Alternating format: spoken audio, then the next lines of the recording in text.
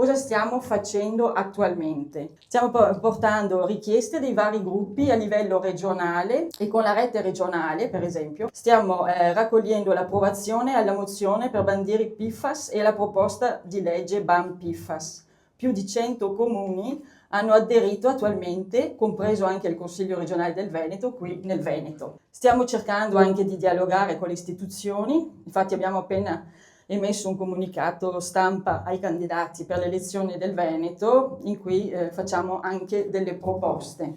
A livello nazionale, il gruppo Rete Nazionale, Rete Zero PFAS Italia, ha aderito alla proposta di legge Ban PFAS e portato in Parlamento a maggio del 2023 7 capisaldi che sono stati raccolti all'interno di tutti i comitati ed associazioni. Poi ha aderito al manifesto BAM-FAS europeo.